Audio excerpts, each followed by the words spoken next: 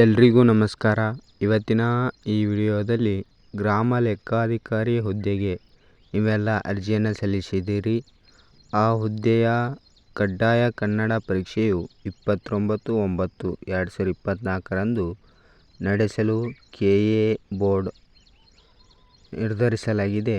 ಆದ ಕಾರಣದಿಂದ ಅದರ ಹಾಲ್ ಟಿಕೆಟನ್ನು ಯಾವ ರೀತಿಯಾಗಿ ಡೌನ್ಲೋಡ್ ಮಾಡ್ಕೋಬೇಕಂತ ನಿಮಗೆ ತಿಳಿಸ್ಕೊಡ್ತೀನಿ.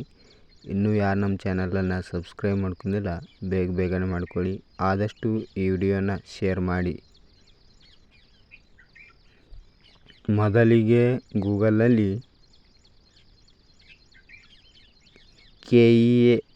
KEA ಅಂತ ಟೈಪ್ ಮಾಡಿ.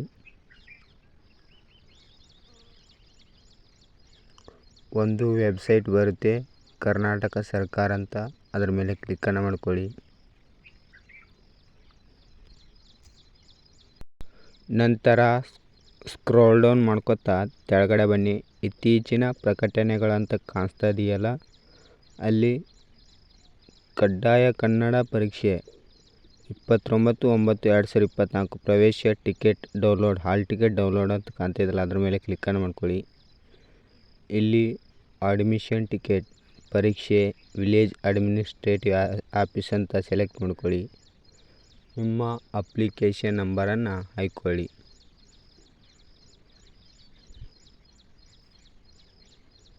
ಹಾಕೊಂಡ ಬಳಿಕ applicant name first 4 character of your name, ಅಂದರೆ ನಿಮ್ಮ ಹೆಸರು ಉದಾಹರಣೆಗೆ ಅಕ್ಷತಾ ಅಂತ ಇರುತ್ತೆ, AKSH ಇಟ್ಟೇ ನೀವು ಬರೀಬೇಕು. 4 ಕ್ಯಾರೆಕ್ಟರ್ ಅಕ್ಷರನ ಮಾತ್ರ ಬರೀಬೇಕು.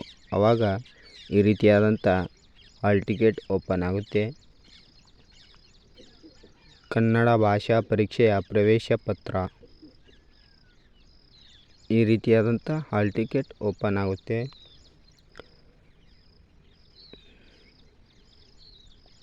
ಇಲ್ಲಿ ನೋಡಿ, ಸೆಂಟರ್ ನಂಬರ್ ಅಂದರೆ ಸೆಂಟ್ರ್ ಕೋಡ್ ಇದೆ, ರಿಜಿಸ್ಟರ್ ನಂಬರ್ ಇದೆ, ನೇಮ್ ಆಫ್ ದ ಕ್ಯಾಂಡಿಡೇಟ್ ಇದೆ, ಎಕ್ಸಾಮ್ ಸೆಂಟರ್ ಆ್ಯಂಡ್ ಅಡ್ರೆಸ್ ಇದೆ. ಈ ಕಡೆ paste latest colour photo of candidate, ಅಂದರೆ ನಿಮ್ಮ ಇತ್ತೀಚಿನ ಭಾವಚಿತ್ರವನ್ನು ಅಂಟಿಸಬೇಕಾಗುತ್ತದೆ. ಅಲ್ಲಿ post applied, application number, department, ಈ ರೀತಿಯಾದಂತಿದೆ. ಅಲ್ಲಿ ಪ್ರಿಂಟ್ ಅದು ಕಾಣ್ತಾ ಇದೆಯಲ್ಲ, ಅದ್ರ ಮೇಲೆ ಕ್ಲಿಕ್ಕನ್ನು ಮಾಡ್ಕೊಂಡು ನೀವು PDF ಮಾಡಿ ಸೇವ್ ಮಾಡಿ ಇಟ್ಕೋಬೋದು.